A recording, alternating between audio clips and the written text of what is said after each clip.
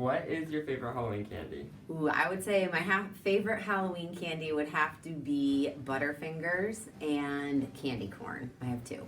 And then what are you going to be dressing up as for Halloween this year? I think this year for Halloween, I'm going to be a lollipop. Okay, what is your guys' favorite candy? Reese's. Snickers. And then what are you going to be dressing up as for Halloween this year? The Mandalorian. Batman. What is your favorite Halloween candy? Snickers, Kit Kats, Twix. And then what are you going to be dressing up as for Halloween this year? Squid Game employee. A Disney princess. Wanda from Wonder Woman. And then what is your favorite Halloween movie? Hocus Pocus. Halloween Town. Halloween Town for sure. What is your favorite Halloween candy? My favorite Halloween candy is Reese's. Mine is Skittles. What are you guys dressing up as for Halloween this year? Scooby-Doo. I'm also gonna be Scooby-Doo. And then what is your favorite Halloween movie? My favorite Halloween movie is Hocus Pocus. Mine is Halloween Town. Hey everybody, and welcome back to Hawk Highlights. My name is Simon and I'm one of the hosts. We had an awesome homecoming week that just got wrapped up. Here are some of the updates on the door decorating competitions and the winners, and also on homecoming king and queen. Thank you, Hawks, for working so hard on your door decorating competition. I'm here to announce the winners just in case you missed them. In A Wing, we had Mr. Krieger's group win. In B Wing, we had Mr. Revelis' group win. In C Wing, we had Proface's group win, and her lovely door is right here. And then in D Wing, we had Mr. Trimmer's group win. Also, in Art Wing, Mr. Geisler's group won. Good job, Hawks. The Bishop Hartley community would like to extend a warm congratulations to the 2021 Homecoming King and Queen, Malachi Penn and Peyton Moore. Congratulations. What a fun time we all had at homecoming. Hartley's had a lot of interesting events going on the past few weeks, such as our 8th grade visits. We've seen St. Pius, Holy Spirit, St. Catherine, and more schools are to come check out our school.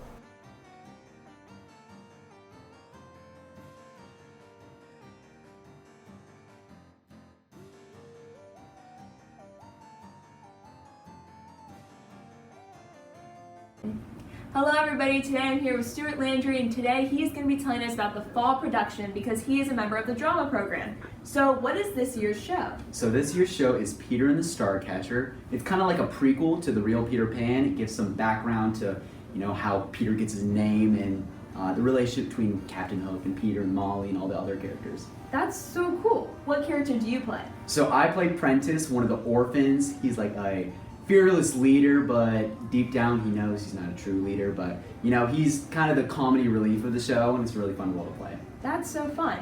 Who would you say is doing a really great job with the play so far and like to give a shout out to? Oh my gosh, that has to be Henry Riesebeck. So he plays Captain Hook, by far the hardest role to play, and he is killing it right now. It is so funny. He's he's so good. Do you have a specific funniest memory of the cast? I would say, so this is actually my favorite line in the cast. So we have giant crocodile, Mr. Grin, and one of my favorite lines is Henry going up and saying, "Whoa, big croc." That's basically, and then he runs off and screams, oh my gosh, that has to be my favorite memory in the entire cast. We cannot wait to see this show. Where is the location for this show? So normally we have our shows at the Shed Theater, but this year we're having them at Ohio Dominican, so it's a little bit away, but we're having it at the theater there. And the date and times for the shows will be? So the dates will be from October 28th to October 31st, from 7 to around 9 p.m. So it's very important to know we're not doing pre-sales this year, so you'll have to come with cash or check to buy there. Thank you so much for sharing this information. We cannot wait to see you star on the stage and hope to see you there at the play. Thank you, Stuart. Thank you for having me. Wow, I cannot wait to watch the play. Also, Hartley's open house is coming up. This is an opportunity for our school to showcase to all the other families what we have to offer and why we are a great fit. Please check in with your moderators and other teachers to understand how you can help out, especially ambassadors. Hello, Hawks. Today I'm here with Ms. Harchie, who is our house dean, and today she's going to be telling us a little bit about the Day of Faith and Service. So how would you describe the day in general? Yeah, so a few years ago, probably like 5 years ago now, we decided that it would be neat to take a whole day and allow our students to have the opportunity to do service projects in their mentor groups, but then also do some service learning throughout the day. So it's kind of evolved over the years, and we have it organized we start with Mass, because it's on November 1st, which is a holy day of obligation for the Catholic faith, and so we celebrate Mass together as a community. The students will come in a little bit later, so the students will arrive around 9:30, and then we start Mass around 10, and then after Mass it's kind of a 3-session rotation. So as a mentor group, you will do a service project. You'll also watch a movie that'll kind of allow you to kind of look at maybe our faith in a different way. And then this year we've added a house competition at the end of the day, which is focused on saints as well, because it's All Saints Day. So we're doing kind of a little fun house competition at the end of the day, again with your mentor group, but all the houses competing against each other.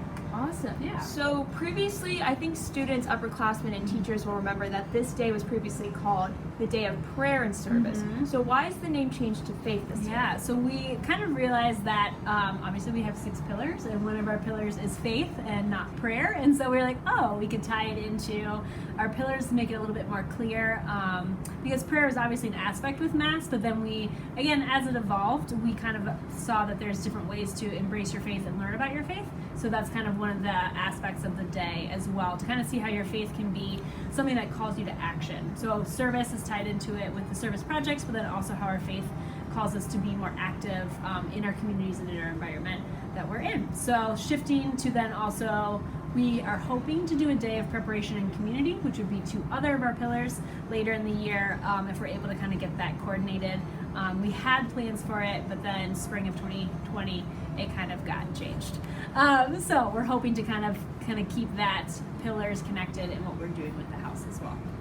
How will we be grouped throughout the day? Yeah, so you guys as a mentor group you have been able to submit your top 3 choices of what service project you'll do. And then this year in particular, because of some of our restrictions still, we're staying mostly with our mentor groups. So you'll do a movie with your mentor group, you'll do a service project. Some of them will be in their mentor groups, depending on what service project you're doing. Others of them will be either in the TAC or outside, depending on which project your group is signed up for. And then the lunch is kind of like balanced out. So you'll be going to lunch with different people that you normally go to, but we try to kind of even it out over the A, B, and C sections. And then at the end of the day, the house competition will be with your mentor group again. So this year, it's a lot kind of with the mentor group rotating together. Perfect. Yeah. And you mentioned how students would be coming later in the day. What Yes. time should they arrive to school? Yeah, so we have a 9:30 start time for students. So we want to be in our mentor groups by 9:30, and then we'll start with Mass after that, after attendance and things. And you said that was a dress down day as well? Yes, it's going to be a dress down day that we're hoping that kids will wear their either house polos or a house shirt, so they can kind of like identify themselves as their house throughout the day as well. And they will receive 3 hours of service. So because you're doing stuff that is service learning and service, like direct service to the different organizations that we've signed up with, we allow you guys to have 3 hours of service if you're here during the day, so that can help with your service turn-in for the first 10 hours that you need to have turned in. Yes, our first 10 hours for all students will be due on November 8th. Thank you so much for coming in and sharing thanks what for this day having will be me. about. We're really excited. Looking Yeah. forward to it. Looking forward to it. All right, Hawks. Today I'm here with Ella Brandwee. She's a junior and a volleyball player here at Hartley. So Ella, when did you start playing volleyball? I started playing, I always played volleyball in grade school, just for St. Catherine. But I started taking it seriously probably 6th grade, playing club and stuff. So. Got it. What position do you play? I'm a middle hitter, so in the front. Nice. What's your favorite thing about the Hartley volleyball team? I think just the culture, and we're all super close. It's just always fun, and everyone's super determined all the time, always wanting to get better. So I think that's probably my favorite part. What's been a highlight of your season so far? I think it's been actually really hard just because everyone's been gone or we're young, so it's just maturing and stuff. But I think just watching us grow has been my favorite part, and preparing for tournaments, because I think we can go really far and we started already. So I think just when I got back, my favorite part was just seeing how everyone grew while I was gone. I think that was my favorite part. And recently, you just traveled to Mexico for a tournament. Tell us a little bit about your experience and what team were you on? Yeah, so I got to go to Mexico to compete for Worlds, like for the Youth USA team. And I think overall it was like a lot, just like my body was stressed, my mind was stressed, just because, not a lot of people get to go through that, and it's just a lot. So, but overall, like it was like undescribable, just what I got to go through, competing for like my countries. Not a lot of people get to do that, and it's just like again, like I can't even explain it, just doing my favorite thing in the world, playing volleyball, and get to like show it to my world, like to my country. So yeah. I think, and just like competing against the best people in the world was super cool. But. Yeah, it's truly amazing. So now we just found out you committed to Ohio State. Tell us a little bit about that. Yeah, so I had like it down to 3 schools, and I decided Ohio State just because it's always been my home, and I kind of always knew that like I wanted to go there, but I kind of wanted to like test the waters with other schools just to make sure. But yeah, I think it's just always been my home. Like I grew up there. My dad played basketball there, and it kind of came down to like the people and the coaches, and I think just the loyalty that Ohio State has always shown me since like 8th grade. So I was like, yeah, this is for sure my home, and just getting to like play for my people is something that I really value too, and I think that's why I chose Ohio State. Yeah, congratulations on all your achievements. You're truly inspiring and a great role model here at Hartley, and good luck with the rest of your season. Thank you so much. Bye, Hawks. Happy Halloween, Hawks! Thanks for tuning in on our episode. Thank you for all the support on our first episode, and we can't wait to see you again.